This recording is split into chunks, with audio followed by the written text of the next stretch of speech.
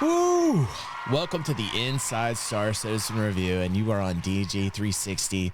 Before the show here, when we went professional and live, we were on our stream. We were talking about angel sex versus demon sex. Let me know which sex you think would be better. It was a good discussion that we had, and there goes half my audience. Hi, welcome to DG 360. Now let's see here on the Inside Star Citizen Review.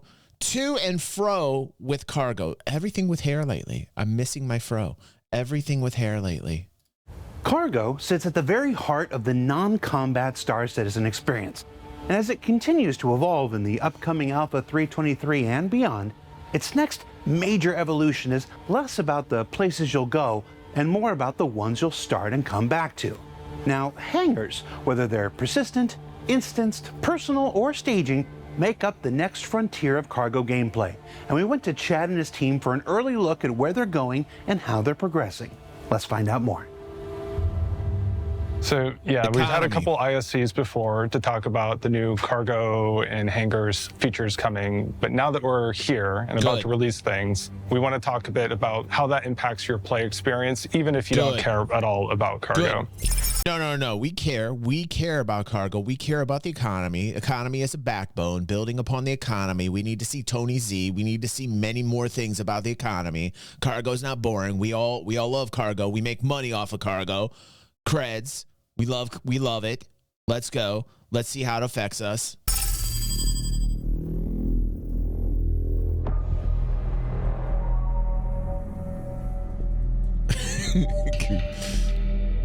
Oh, wow. Look at this. Oh, wow.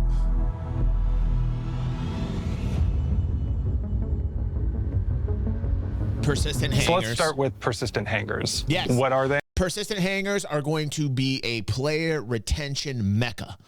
They will keep people's asses in seats. They will accrue value in these hangars. They are very important. When the news first broke out, I was like giddy.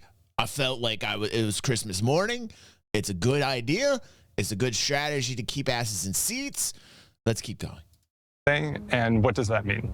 So a persistent hangar is an instance hangar that is going to be assigned to you whenever you select your home location when logging into the game for the first time for a patch. When that happens, what we do is we determine the largest ship that you have and then entitle to you a persistent hangar that's of the size needed to facilitate that ship.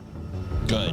Whenever you go into that hangar into the game, by the way, my hangar will be very small. That's what she said. Oh, God. I mean, I wish she didn't, but okay, let's just keep going. Hangar at your home location is always your hangar, and you'll be able to use it like your home. You'll be able to keep things in the hangar. You'll be able to leave things around.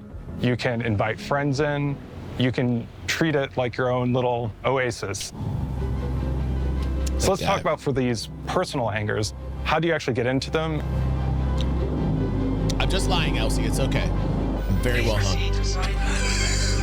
You can make a request via ATC for landing, and when we do that, we'll check to see if you have any personal hangars entitled to you.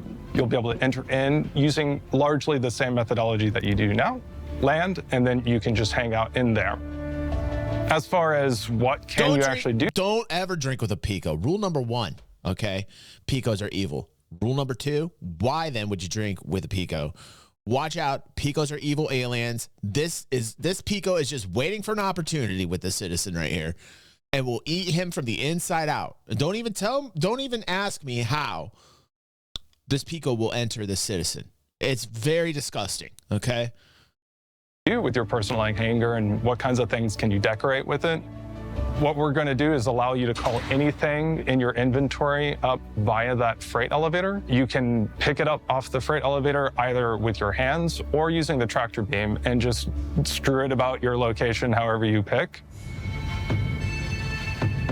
Okay. Also in the hangars, you'll notice several new kiosks. We have the freight elevator kiosk, which has a brand new UI and inventory system. Oh my God, hold on a second. Oh my God, thank you. This reminds me of when we first got our hangars in Star Citizen, and this is exactly as I imagined it. You guys remember the old kiosk when you had in your original hangar when we couldn't even fly them, and then you would just like spin that thing around? You guys, I mean, I don't know how many people are veterans like myself, right? But isn't that what you imagined when you were in the hangar for the first time? It's just like accruing massive amounts of wealth and ships, and like, you know, this is it. This is it. It's here, guys.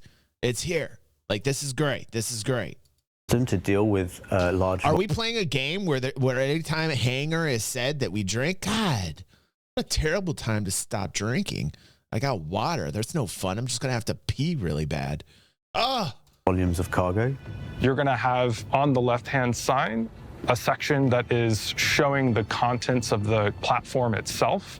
And on the right-hand side, similar inventory layout with all your armor and weapons and items. All right. And then you decide what you want to spawn in the freight elevator. The freight elevator then comes up. Yes, we do. Yes, and then we do. you can start doing like loading and unloading This is awesome. various cargo into your ship and so on. If you're considerate about how you're loading things and you're trying to optimize your loading times, it'll give you a lot of power as far as, for example, making sure that certain kinds of things are front-loaded on the platform to make your multi-crew loading as streamlined as possible. And anything that's in your inventory, you're going to be able to call up. Some things you might have to put into an inventory container box. We're talking 8, 16, 24, even 32 SU size container boxes that you can put large items in. Now you can raise that up on the platform, including in collection. I like this. Some people want it like auto-loaded into the ship. I was looking at some vids talking about this. And seeing what people's opinions were when this hits. And some people want like an auto load feature, and okay, but I think always like these types of actions where they're more physical make things more tangible, more real when you're actually taking the cargo out from your own personal inventory and taking the time to like load it up so that like it gives it more meaning when it's inside the ship. Right? It's like the first layer of making what you're carrying very important. The second layer being an actual economy that means something, where you have manufacturing nodes online, actually making things for players and NPCs alike with trade routes that mean something in multiple systems that Tony Z needs to talk about this year. Can I get an amen for that, by the way? Yes, sir. I think that needs to be, I think this is great. You know, don't get it twisted. I think this is great. I love seeing this. I think this is a huge plus for the game, and I'm not going to be one of those clickbaity mofos that just talk about all the negative things. This is a very positive thing what I'm seeing right now, but I want to even elevate it to the next level this year with a talk from Tony Z talking about the next phase of how things are more tangible and real in the economy by making sure that we have trade routes that mean something, manufacturing nodes where things are made, so that you're taking things from point A to point B when you're delivering and you're a trader and you're like, wow, this shit really means something. It's going to XYZ organization or NPC org and it actually is going to do something. It has a tangible effect in the verse. You know, that's the next phase. That's what EVE Online did very, very well. And I want that particular aspect of game mechanics to be mimicked and put into Star Citizen, because anytime in EVE Online I was carrying something, it meant something. I knew it was going to an alliance or a corp that was in a war where they would kill people with the weapons that I was carrying. And if I blew up, then that org wasn't getting the weapons, and they could possibly lose because my freighter couldn't get it there, which was made the journey as a trader very exciting. And I think that's the next level that needs to happen. So this is the first level. This is the baby level. And then we need to upgrade it. And we need to have Tony Z come in and talk to us about how we're going to have an economy that means something. Can I get an amen? Yes, sir. I'm done with it. I'm off my soapbox. But that's exactly what I want to see. Like this year, what I was talking about at the very beginning of the year where I was going to pound the table on the economy, we're starting to see things about the economy. I like it. And I'm getting a phone call. Hold on one second. It's Devin. Hold on a second. My son might be locked in his room. Not that I did that. Devin, you're on stream right now, Devin. Dev? I said, okay, you don't need to scream in your phone. What's going on, my son? I'm not locked in my room. Don't worry. Okay, I thought you were locked in your room because he's got a door that locks on itself. What's up, dude? I was gonna, can you put me on speaker real quick? Okay, you're on speaker right now. No, I'm saying, can you put me off speaker? Oh, come on. Okay, hold on, stream. Hold on a second. I'm having a private discussion with my son. Okay. Yes, son.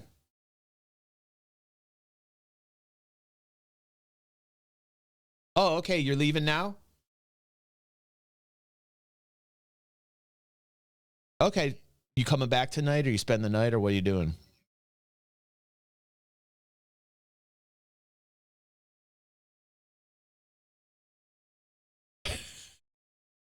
Probably like around 11 because I'm doing 2 streams tonight.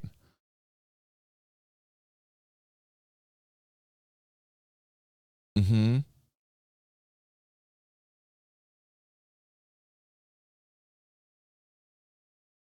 At 9 or 9:15? Yes, I can do that because my second stream starts at 9:30. Okay, son.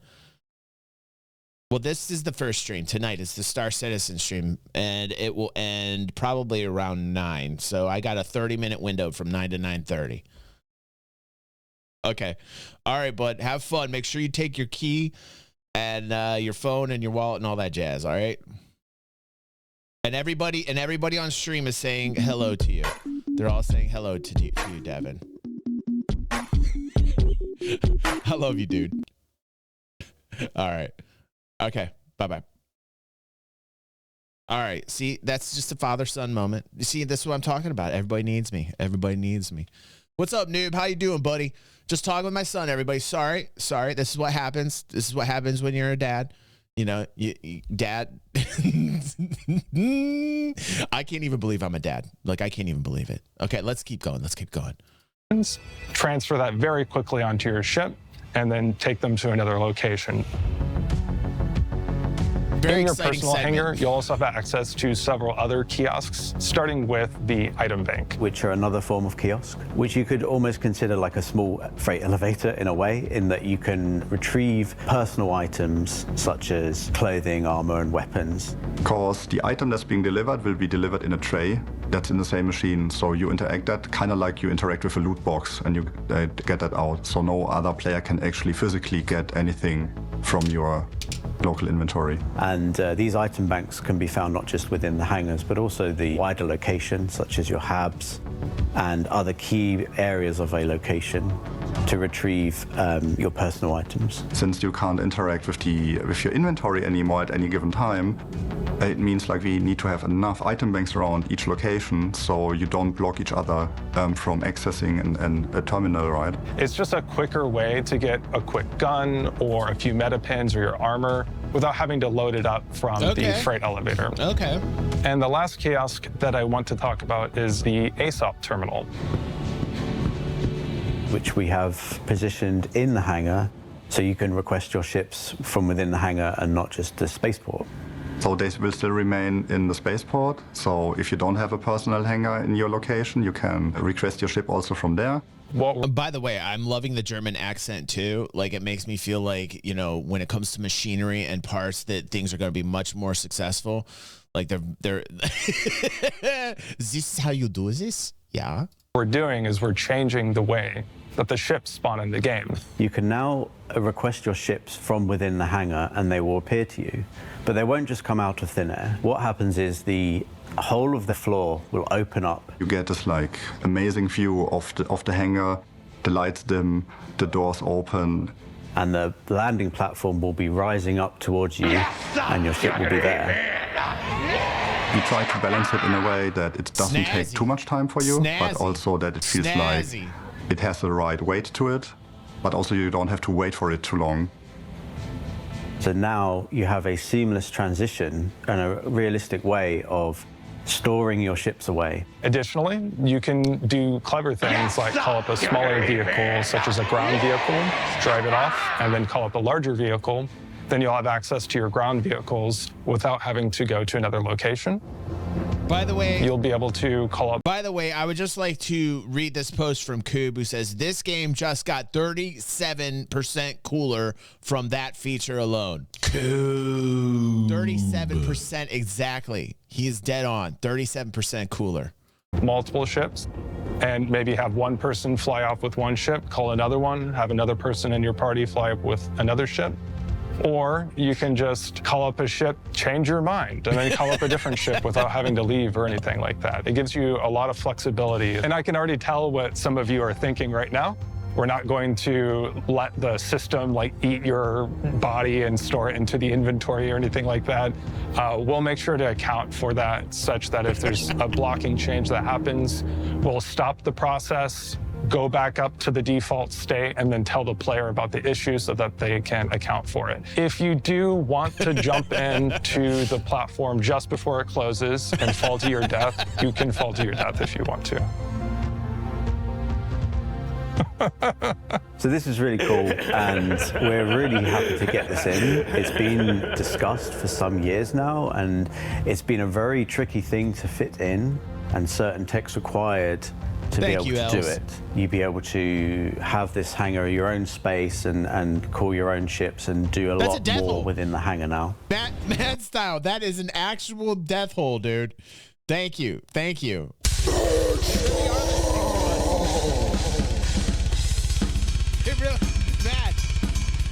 Matt, they really are listening to us, man. We've been wanting a death hole forever in the game.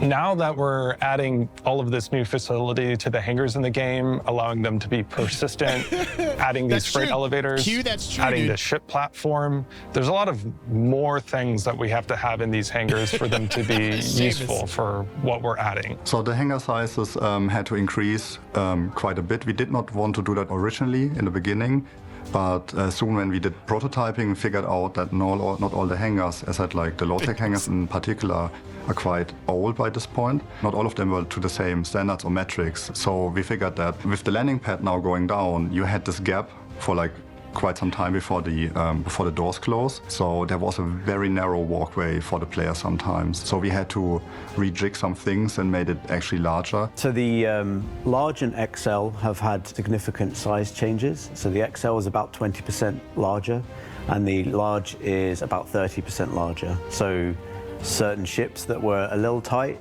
can now fit a lot more easily. So you don't feel like your wings almost scratch the walls of it. So it feels a bit more natural and better to the play experience to land in your hangar now. The medium is the same, but taller. And the small has not been changed. But we have classified ships to fit into the medium that were once classified as small. So hopefully a much better player experience than there has been before. And it's been interesting to take the design of a elevator and the door and extrapolate that across multiple sizes. So in some cases you can kind of widen out the door and use the same shapes, and in some cases you need to think really about how those shapes work, and sometimes they don't work within a small door, for example, when it did work in a much wider door. So we've had to play around with that and keep them looking consistent with each other, but also adapt those shapes to work for each size. So this is an actualization of a long-term goal for this entire cargo career, to make the whole thing feel more real. It means that the whole experience is going to allow for manual loading. It'll also feel more rewarding because it'll give you more interesting choices to make throughout the process. It'll make multi-crewing a more interesting and useful experience. It's going to just make the whole experience a more skill-intensive and interesting and tactile. Yeah. Another thing that we've talked about is automated loading in the games. This allows you to still do commodity trading without needing to actually move the boxes yourself. Okay, so that's good news for traders out there. There is an auto load feature. Didn't realize that. I saw a noob come in here and say that. So for people that want to just quickly have the ship loaded, there you go. You got your auto load feature. I figured that would happen. It will be an option in the commodity terminal whenever you... I think this really dates me. I think this makes me a very old gamer because to me, I prefer to load up my ship, man, manually, old school. Just call me DeGramps. Just call me DeGramps. I guess I'm the only person left on the planet that likes to do things the old-fashioned way. But for everybody that doesn't want to take the hassle out, you got your auto load feature, go and you pick the destination inventory, you'll be confronted with several options. One is the location inventory. The next will be all your ships that are at the location. If you choose a ship, you'll have the option to have it be automatically unloaded or loaded for you, of course, with an added cost. The ship has to be stored to allow for the transfer, and it will be time locked while that transfer is occurring. Oh. Different locations in the game will have interesting. different amounts of time. Places that are more optimized for trade are going to allow for faster transfer. You'll be able to still do the trading. You just have to wait a little bit and pay a bit more money. So your profits won't be quite as good in that case. Oh man, what will the kiddos do, man? Noob. Noob, I love you, man. Noob's a kid at heart. He wants to just like get the thing in, go. I love him, dude. Like I love this. Like I feel like a total dad now that I'm like, yeah, that's right. If you want your stuff quick, you're gonna have to pay for it. There's a consequence, young whippersnapper. Once the automatic loading process is finished, yeah, that's you true. can just go. Noob's got a really good point, though. You know, like he's like, hey, if you do use the auto load feature and you do have to wait that amount of time, then all people are going to do for the most part, because attention spans, right? They're just going to log off and play another game. So like in that line of thinking, Noob, you're right. Like, you know. Right. Go to the ASOP terminal in the hangar, access it, raise it, and go off, and you're on your way. If you care about cargo, this is going to be transformational. But even if you're not interested in cargo at all, it's still a foundational change for the game that fundamentally changes principles about inventory, physicality, and your play experience. The work's ongoing. We're nearly there. I think the team's done a great job on this. It's been tricky to get it working as it should be. It's a big milestone for the game that's been years in the making and coming. While I'm here to talk about it today, there's been a large number of teams across the entire company that have helped. Everybody from art, animation, VFX, through to all of the gameplay teams, engine teams. We've had a huge effort from Austin, Montreal, Los Angeles, Frankfurt, Manchester. It's been a big endeavor. So I want to thank everyone that's been helping to see this vision through, and I'm really looking forward to getting this into your hands so that you can play with it. Consequence and the actions that you take should have consequences. Now, here's something that probably will not be a popular opinion, but here's what I'm thinking with this feature, right? You got the auto load feature, but you have to wait, right? There is a wait time if you want the auto load feature, and you won't get the same amount of profits, so they're going to punish you. So, right. Now, however, on the flip side, if you manually load it, it's going to take you some time. You'll get more profits. And then you might think about your actions more. So like what ends up happening for the people, like why do I like to manually load the ship? And I'm going to tell you why. Because when you're manually loading the ship as a trader, you realize the amount of time it's going to take to load the ship. So then you're going to hire escorts. You're going to hire a security organization.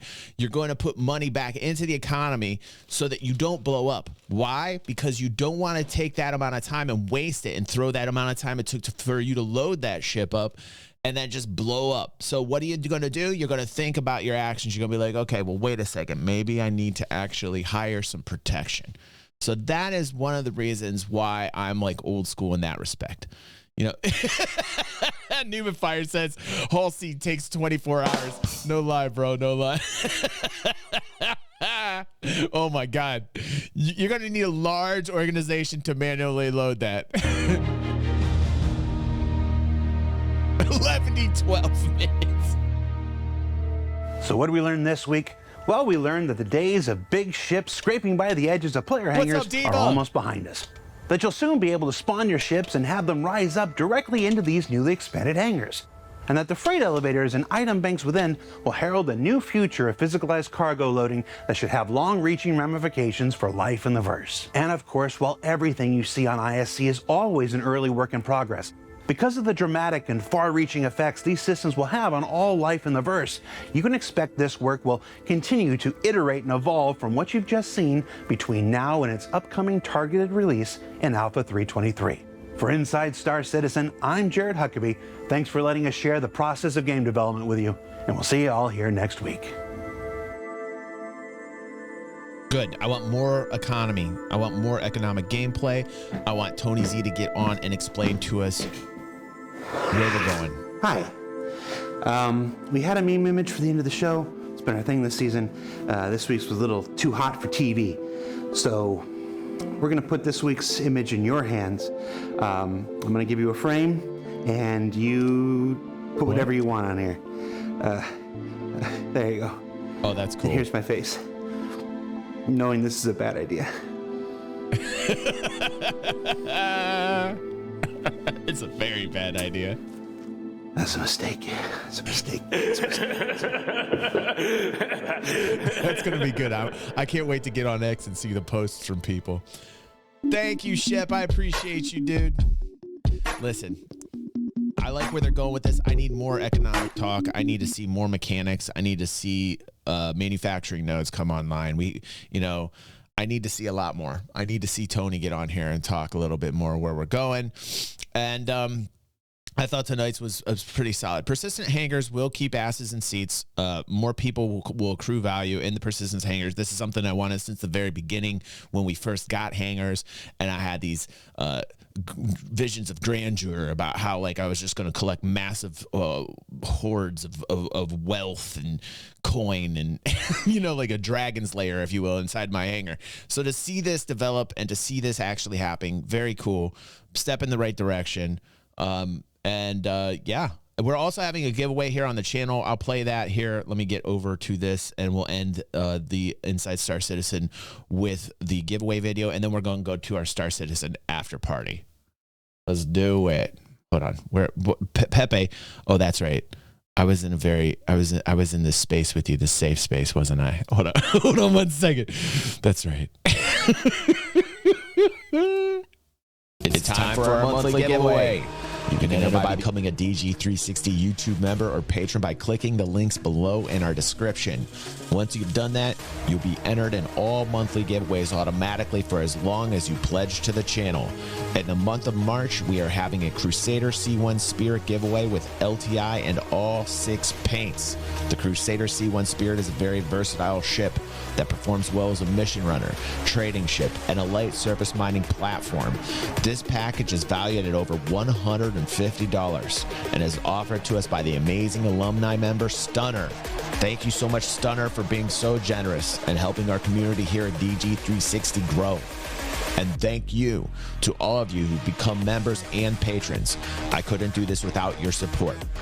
If you aren't a member or patron of DG360, please take time to consider it, as we give out thousands of dollars of Star Citizen prizes every year for the past 10 years. Thank you for your time and your consideration.